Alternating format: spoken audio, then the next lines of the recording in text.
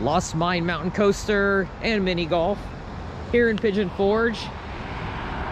It's not too far from the island where you can get an SBF spinner. That was my very first SBF spinner credit back in 2019. But this is a new mountain coaster here. You have basically 4 different lift hills. So you go down the side of the mountain 4 different times and it does something different on each round. And most of it is on the other side of this hill. Now the last lift hill right before you come down the final stretch, you do see all that out there. The drop tower, that's peeking up over there. I haven't done that one. I did it a twilight ride. I'll come back once it's fully dark to get the night ride. And here at Rowdy Bear in Pigeon Forge, don't confuse that with the Rowdy Bear in Gatlinburg. There are a couple of coasters here.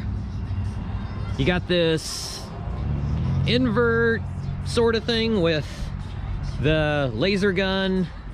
You're shooting at targets. It's really hard to hit the targets. It's really hard to tell whether or not you're close. I got 3,000. You get 500 per target hit, so I actually hit 6 targets. There were plenty that I missed. The other coaster, you can kind of see it along the ground there, behind the trees, behind the Christmas trees. The Avalanche Snow Coaster. It is a 2-seater, side by side. And like an alpine coaster, you can control your speed by pulling on the throttle that's on the handle of the person sitting on the left. You look closely there at the handles that are up in the air. The left side has the darker portion. That's the throttle. You pull back, pull towards you to go at top speed, which is of course what I did. So it's sort of a powered coaster, sort of an alpine coaster.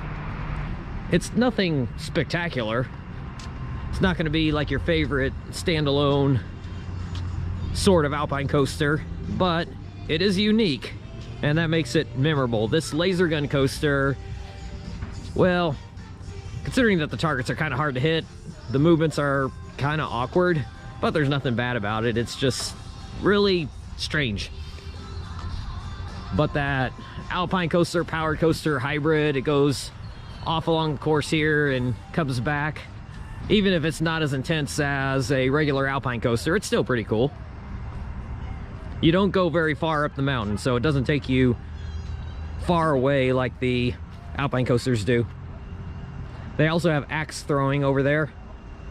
I believe that's axe throwing is over there.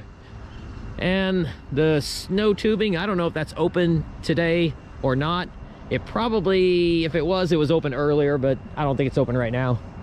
That's okay though. I've done that before and it is pretty cool. Actually, I did that and the laser gun coaster a couple years back. And actually, I was in 2020. I did the laser gun coaster and the snow tubing, and I like the snow tubing the best. In fact, I would still say that's probably the most fun thing to do here. And it is cool that they keep building this up. That Avalanche Snow Coaster was being built in 2020. I saw the trough in certain sections in place already, and I think it was the following year that it opened. And I did not have the opportunity. I was doing a family visit here in 2021, so just didn't really have the chance to get down here.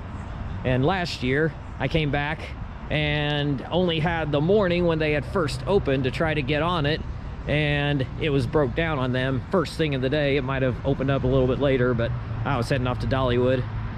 I do not have a Dollywood season pass this time, so I'm taking it easy here on my arrival night, getting all the mountain coasters that I'm missing, or most of them. I'm not going to make it to Anakeesta in time tonight. They're closing in less than an hour, so I'll do that tomorrow. I came back for a night ride. $10 for a re-ride, plus some taxes. And it's even better at night, as expected. Always with these mountain coasters, it's good to do them once in the daytime, once at night.